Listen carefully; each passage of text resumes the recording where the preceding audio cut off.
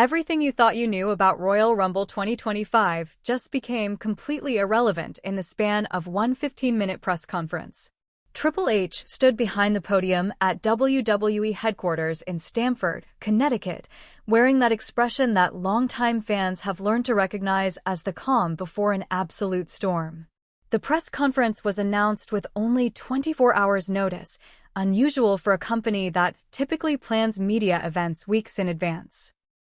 The invitation simply read, "Major Royal Rumble announcement," with no additional details, no hints about what was coming, nothing to prepare the wrestling world for what was about to be revealed.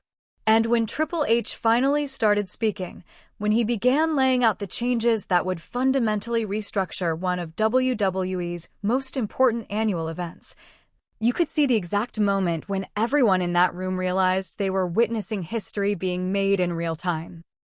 The question everyone needs to ask themselves right now is simple but profound. Why would WWE completely overhaul Royal Rumble this close to the event unless something catastrophic happened behind the scenes? Or unless an opportunity so massive presented itself that traditional structure had to be abandoned to capitalize on it? Thank you all for coming on short notice, Triple H began, his voice carrying that mixture of corporate professionalism and genuine excitement that he's perfected since taking over WWE's creative direction. What I'm about to announce will fundamentally change Royal Rumble 2025 in ways that I believe will make it the most significant Royal Rumble in WWE history. These aren't minor adjustments or card additions. These are structural changes that reflect both the current landscape of WWE and opportunities that have presented themselves in recent days. He paused, letting anticipation build in a room full of wrestling journalists who've seen everything and thought they were immune to genuine surprise. First announcement: Royal Rumble will no longer feature two separate championship matches for the World Heavyweight Championship and the WWE Championship. The immediate reaction was confusion bordering on panic. Royal Rumble has historically featured the company's major championships being defended, often in marquee matches that help justify the premium price point for the pay-per-view. Removing championship matches seemed counterintuitive to basic wrestling promotion logic. But Triple H wasn't finished, and the explanation was coming. Instead, we are unifying the World Heavyweight Championship and the WWE Championship into a single undisputed WWE Championship. The room erupted in questions being shouted simultaneously, reporters trying to understand the implications, photographers' cameras creating a strobe effect of flashing lights. Triple H raised his hand for silence and continued. This decision wasn't made lightly. But the reality is that our current championship landscape has become fragmented and confusing. We have two world titles that theoretically carry equal weight, but in practice create a hierarchy where one is always perceived as secondary. That ends at Royal Rumble. But here's where your mind should be racing with questions. Who becomes the undisputed champion? Does CM Punk face Braun Breaker with both titles on the line? Does someone else enter the equation? And most importantly, what does this mean for the Royal Rumble match itself if the traditional winner main events WrestleMania for a championship formula is being altered? Triple H answered some of these questions while creating entirely new ones with his next statement. The undisputed WWE Championship will be determined in a fatal four-way elimination match featuring four competitors who have proven themselves as the absolute elite of WWE. The current World Heavyweight Champion Braun Breaker. Former World Heavyweight Champion CM Punk, who deserves his rematch under fair conditions. And two additional competitors whose inclusion will make sense once I explain the full scope of these changes. Who are the other two competitors? The speculation started immediately, with reporters frantically typing theories and names into their devices. The obvious candidates seemed to be Seth Rollins, who's been on fire since his return and exposure of Paul Heyman's manipulations. Maybe Dean Ambrose, though he's been more focused on Shield reunion dynamics than championship pursuits. Could it be someone from the bloodline? Someone completely unexpected returning to WWE? The possibilities were endless, and Triple H was clearly enjoying watching the room try to solve the puzzle before he revealed the answers. The third competitor in the Undisputed Championship match, Triple H continued after letting speculation build to a fever pitch, will be Roman Reigns. The announcement sent shockwaves through the room and immediately through social media as people watching the livestream began reacting in real time. Roman Reigns competing for a championship at Royal Rumble seemed to contradict his declaration during his Christmas Eve return that he was entering and winning the Royal Rumble match itself. How could Roman be in both the Rumble match and a championship match? The logistics didn't make sense, which meant more information was coming. Roman will not be in the traditional Royal Rumble match, Triple H clarified, addressing the obvious confusion. His path to the championship is through the Fatal 4-Way, which takes place earlier in the evening. This decision was made for several reasons, but primarily because Roman Reigns doesn't need to prove himself through a 30-person battle royal. His status, his legacy, his position in WWE is already established. What Roman needs is an opportunity to reclaim championship gold in a setting that showcases his elite status. The explanation made sense from a kayfabe storyline perspective while also serving legitimate booking purposes. Roman competing in the Rumble would make him an overwhelming favorite to the point where dramatic tension would be difficult to maintain. Having him in a fatal 4-way against 3 other top-tier competitors creates a more balanced match where any outcome feels possible. But it also raised immediate questions about fairness and whether this represented preferential treatment for WWE's top star. Triple H addressed these concerns before they could be vocalized. I know what you're thinking. Special treatment, changed rules to benefit Roman, typical WWE favoritism.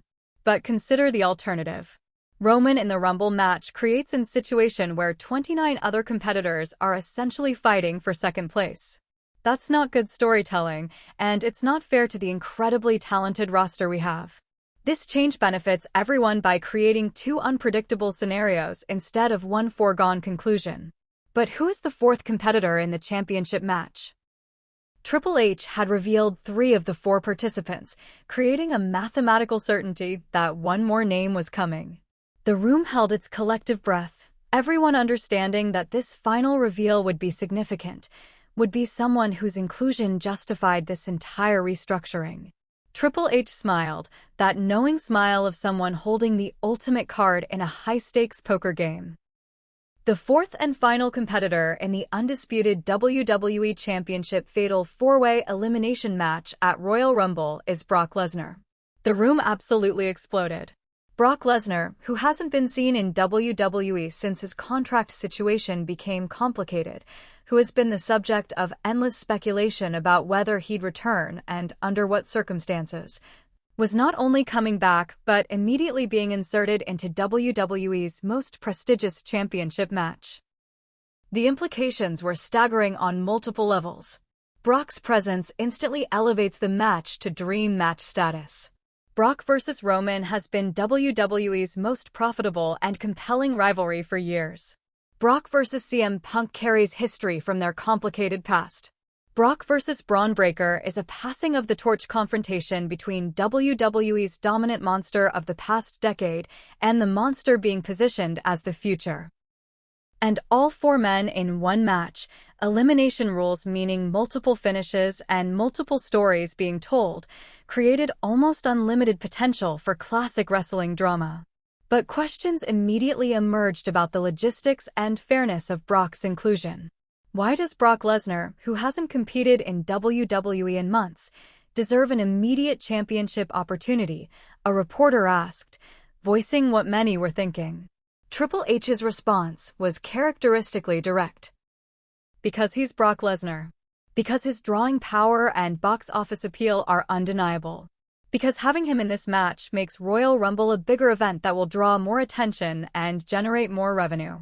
And yes, because sometimes in professional wrestling, star power and proven value earn you opportunities. If that bothers people, I'd remind them that professional wrestling has always operated this way. We're not hiding it or pretending otherwise. The honesty was refreshing and also strategically brilliant. By acknowledging that Brock's inclusion was partially about star power rather than purely merit-based, Triple H removed that criticism as a weapon while simultaneously building intrigue about how the other competitors would react to Brock's perceived special treatment. The storytelling writes itself. CM Punk, who's fought for recognition his entire career and believes opportunities should be earned, facing someone who gets opportunities based on name value. Braun Breaker, trying to prove his legitimacy as champion, having to defend against someone whose legitimacy has never been questioned because of overwhelming physical dominance.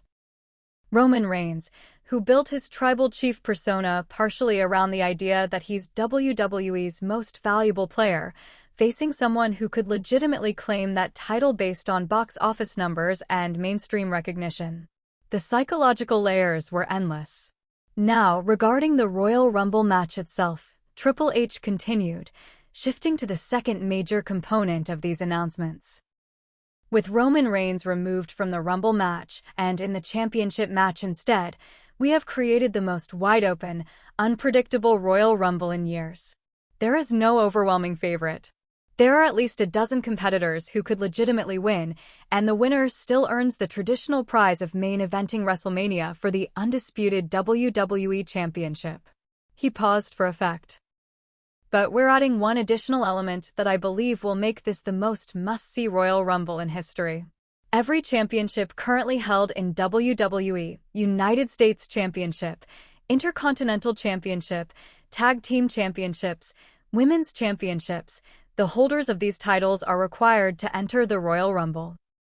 And if any champion is eliminated from the Royal Rumble match, they must defend their championship the following night on Raw or SmackDown in an open challenge against an opponent of the winner's choosing.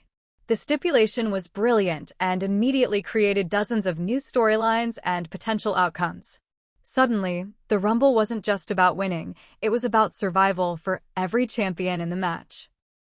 The Mid-Card Championships, which sometimes feel disconnected from main event storylines, were suddenly integrated into WWE's biggest match in a way that made them feel important and consequential. A United States champion could lose their title not by being beaten in a traditional match, but by being eliminated from the Rumble and then having to face a fresh opponent the next night chosen by whoever eliminated them. The chaos potential was enormous, and the storytelling opportunities were endless. But this is where the really interesting question emerges. How does this change affect the competitors who've already declared for the Royal Rumble? Tyler Black publicly stated his intention to enter and win. Seth Rollins and Dean Ambrose presumably have plans to compete. Multiple champions across both brands now have to balance pursuing Rumble victory with protecting their existing championships. The strategic calculations become incredibly complex, and the potential for alliances, betrayals, and unexpected outcomes multiplies exponentially. I want to specifically address Tyler Black, Triple H said, surprising everyone by calling out someone who's been at the center of recent chaos, but isn't exactly WWE's typical focus for corporate announcements. Tyler has declared his intention to enter the Royal Rumble and prove himself as more than CM Punk's half-brother, more than a pawn in Paul Heyman's schemes. I respect that. Tyler is officially confirmed as a Royal Rumble entrant, and I'm personally interested to see if his ability matches his confidence. The acknowledgement was significant because it legitimized Tyler Black as a major player in WWE's landscape rather than treating him as a storyline device or temporary character. By confirming his entry and expressing interest in his performance, Triple H was essentially giving Tyler the company's endorsement as someone worth paying attention to. The question now becomes whether Tyler can deliver on the massive stage of Royal Rumble, whether his years on the independent circuit have prepared him for the biggest match in wrestling, whether legitimate ability will match the storyline attention he's received. I'm also confirming several other Royal Rumble entrants, Triple H continued, pulling out a list that had clearly been prepared in advance. Seth Rollins, Dean Ambrose, both confirmed. Drew McIntyre, returning from injury, confirmed. LA Knight, who's been on an absolute tear lately, confirmed. Bronson Reed, confirmed. And we have 15 additional spots that will be revealed over the coming weeks, including potential surprise entrants that I think will blow people's minds. The confirmed names created instant excitement and immediate speculation about potential storylines within the Rumble match. Seth and Dean, the Shield brothers, working together or potentially against each other. Tyler Black having to navigate a match featuring people who've all used his story for their own purposes. Drew McIntyre, always a threat in these matches, potentially conflicting with any number of people. The dynamics were complex before even considering the 15 unannounced entrants and whatever surprises might emerge. Now, I want to address the elephant in the room, Triple H said, shifting his tone to something more serious. The Bloodline. Roman Reigns will be in the championship match, but the Bloodline's other members, the Usos, Solo Sikoa, and anyone else aligned with the Tribal Chief, they will be in the Royal Rumble match. And I'm going to be very direct about this. There has been speculation about fractures in Bloodline loyalty, about the Usos hesitating to help Roman during the SmackDown chaos. Royal Rumble will test that loyalty in the most public way possible. If the Bloodline is still unified, they have the opportunity to dominate the Rumble match and ensure a family member main events WrestleMania. If there are cracks in that unity, they will be exposed on the biggest stage. The statement was bold and created immediate intrigue about Bloodline dynamics heading into Royal Rumble. The Usos' non-intervention during Roman's beating on SmackDown had been noticed and discussed extensively, with theories ranging from hesitation to outright betrayal to simply being caught off guard and unable to reach the ring in time. Triple H was now positioning Royal Rumble as the definitive test of whether the Bloodline remains the dominant unified force it's been or whether the family structure is breaking down. The storytelling potential was massive, particularly if Roman wins the Undisputed Championship earlier in the evening and then has to watch the Rumble match knowing that his family's success or failure will determine his WrestleMania opponent. What happens if the Usos eliminate each other? What happens if Solo Sikoa wins? What happens if they all work together perfectly and dominate? Every scenario creates compelling television and legitimate dramatic tension. I also need to address the situation with Paul Heyman and the Vision, Triple H said, transitioning to another controversial topic. Paul Heyman has been a valuable contributor to WWE for decades, both as a performer and behind the scenes. But recent revelations about his orchestration of attacks on CM Punk, his manipulation of Tyler Black's family trauma, his coordination of interference in championship matches, these actions have consequences. Effective immediately, Paul Heyman is banned from ringside for all championship matches at Royal Rumble. This includes the Undisputed Championship Fatal 4-Way.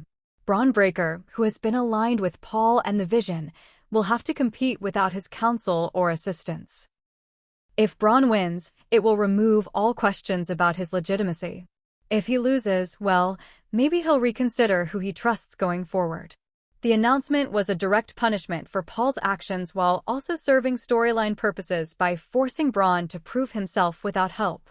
But it also raised immediate questions. Would Paul respect the ban, or would he find ways to interfere despite not being officially present? Would the Vision still try to help Braun even without Paul's direct involvement?